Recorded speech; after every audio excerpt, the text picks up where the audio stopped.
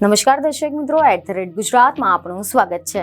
આમ તો ગુજરાતમાં અવારનવાર કોઈ ને કોઈ કૌભાંડ બહાર આવતા જ રહે છે, પરંતુ હાલ તો વિરમગામના ડાંગર ખરીદી કૌભાંડના સમાચાર ખૂબ જ ચર્ચામાં ચાલી રહ્યા છે। જેમાં પણ ખાસ કરીને જ્યારથી વિરમગામના ધારાસભ્ય હાર્દિક પટેલનો આ કૌભાંડના મુખ્ય આરોપીની સાથેનો ફોટો સામે આવ્યો છે, ત્યારથી ભારે વિવાદ શરૂ થઈ ગયો છે। અને સમાચાર એવા મળી રહ્યા છે કે હાલમાં જ કેટલાક ખેડૂતો વિધાનસભામાં વિરોધ કરવા માટે પહોંચ્યા હતા, જ્યાં તેમણે હાર્દિક પટેલ હાય હાયના નારા લગાવ્યા હતા। ત્યારે હવે આ મુદ્દે આ વિરોધને લઈને હાર્દિક પટેલે મૌન તોડ્યું છે અને નિવેદન આપ્યું છે।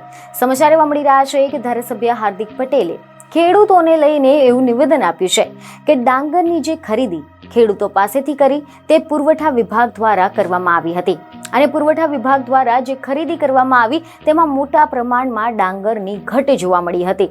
એટલે કે સ્વાભાવિક છે કે ડાંગરના પૈસા જે ખેડૂતોને મળ્યા ન હોય તે વિરોધ કરતા હોય। જે ખેડૂતો વિરોધ કરે છે તે વ્યાજબી વિરોધ કરી રહ્યા છે, તેમને પૈસા મળવા જોઈએ। ખેડૂતો જે કૌભાંડના આરોપીની ધરપકડની માંગ કરતા તેની ધરપકડ વિરમગામ પોલીસે ગઈકાલે જ કરી લીધી છે।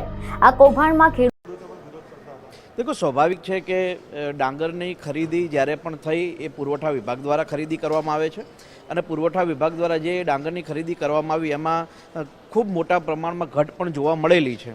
હવે સ્વાભાવિક છે જે ખેડૂતોએ ડાંગર નાખ્યું હોય એમને પૈસા ન મળ્યા હોય તો એ વિરોધ કરતા જ હોય, અને એ લોકો જે વિરોધ કરે છે વ્યાજબી વિરોધ છે, એ લોકોને ડાંગરના પૈસા પણ મળવા જોઈએ।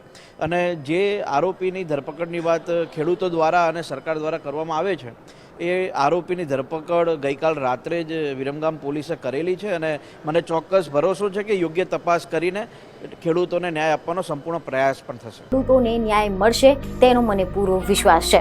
તમે જણાવી દઈએ કે અહેવાલ એવા મળી રહ્યા છે કે વર્ષ 2023માં જ્યારે ડાંગરની ખરીદી ચાલી રહી હતી ત્યારે આ સમગ્ર કૌભાંડ શરૂ થઈ ગયું હતું।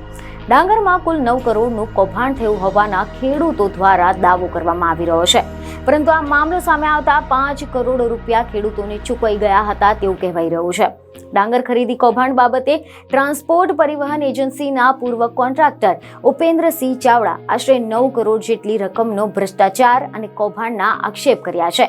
ભાજપે ડાંગરની ખરીદી માટે 7 વ્યક્તિની કમિટી નિમેલી હતી, અને આ કમિટીના સભ્યો દ્વારા આ ડાંગર ખરીદી કૌભાંડ આચરવામાં આવ્યું હતું તેવા આક્ષેપ કરવામાં આવ્યા છે। જોકે આ મામલે મામલતદાર અધિકારી દ્વારા ફરિયાદ આપતા થોડાક દિવસો પહેલા જ વિરમગામ પોલીસ સ્ટેશનમાં કુલ 7 આરોપીઓની વિરુદ્ધમાં ફરિયાદ નોંધવામાં આવી હતી, અને પોલીસ દ્વારા તપાસ શરૂ કરી દેવામાં આવી છે। ત્યારે હવે માંગણી કરવામાં આવી હતી કે નાના માથાઓને છોડીને મોટા જવાબદાર વ્યક્તિઓને આરોપી તરીકે જાહેર કરીને ખેડૂતોના પૈસા ચૂકતા કરી દેવામાં આવે। બીજને ખબરો સાથે ફરી મળીશું। ધન્યવાદ।